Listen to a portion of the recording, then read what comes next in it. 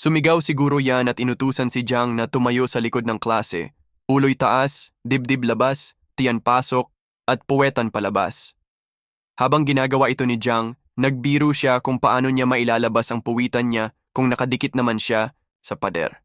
Pero isang matalim na titig mula kay guro yan ang naging sagot. Kaya pinili na lang ni Jiang na manahimik. Sumagot ka ng malakas, sigaw ni guro yan. Wasak na ba ang Dragon City 50 taon na ang nakalipas? Noong pumasok, ito sa kabilang mundo nilamon ng salot at pininsala ng mga zombie.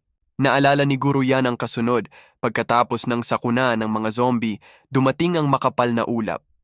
Doon nagsimulang lumitaw ang mga halimaw. Maraming bayaning tao ang kusang isinakripisyo ang sarili upang mabawi ang teritoryo ng unti-unti. Mula sa mga nilalang na iyon, tumapat siguro yan sa mukha ni Jiang at nagtanong, "Sumuko ba tayo sa mga halimaw? Nasira ba talaga ang Dragon City?" Diretsong tumayo si Jiang at malakas na sumagot, "Hindi po, hindi tayo sumuko at hindi nawasak ang Dragon City." Ngumiti siguro yan.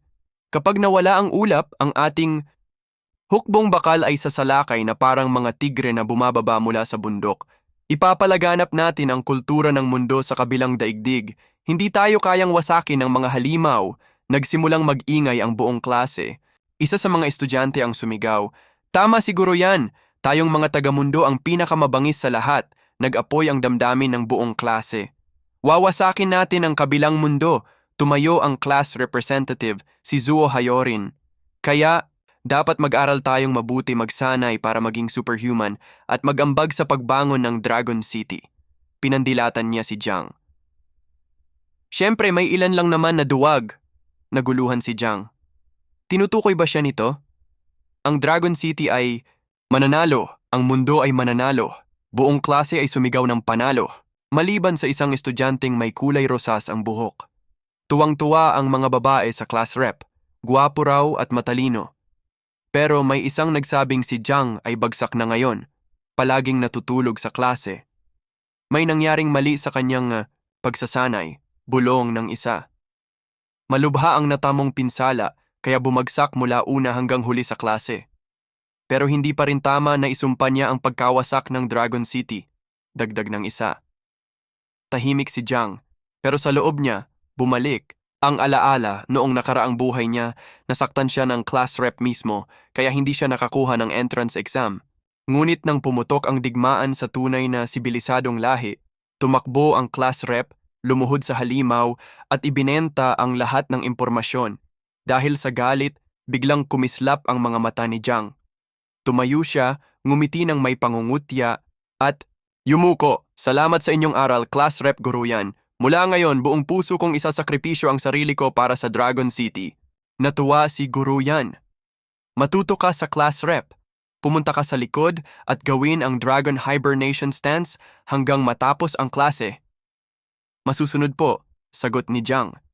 Halos manginig ang estudyanteng may pink na buhok. Ni hindi niya ginagawa ang siyam na dakilang postura kamakailan. "Baka gumapang pauwi yan mamaya," kamut-ulo si Jiang.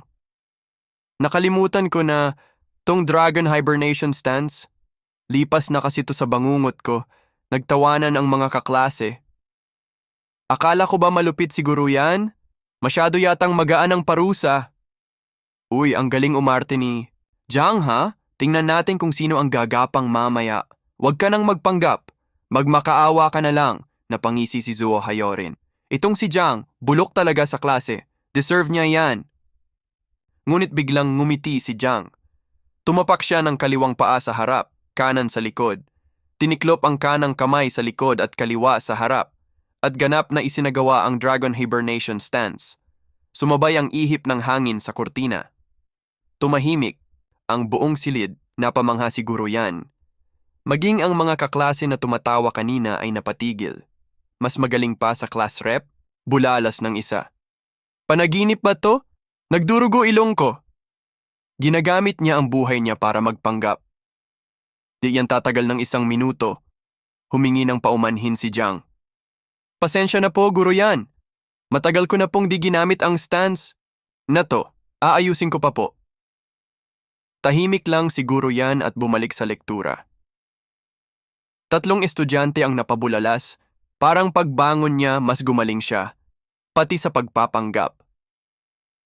Si Zuo Hayorin naman, tahimik ngunit sa isip niya'y durog-durog. Ang ballpen niya sa galit. Jiang, ipapahiya kita balang araw! Samantala habang nananatiling nasa posisyon si Jiang, may nagniningning sa kanyang mga mata. May nakita siyang kakaiba, isang sistema ang lumitaw sa harap niya. May mensahe. Ang kindling ay matagumpay. Na nabind.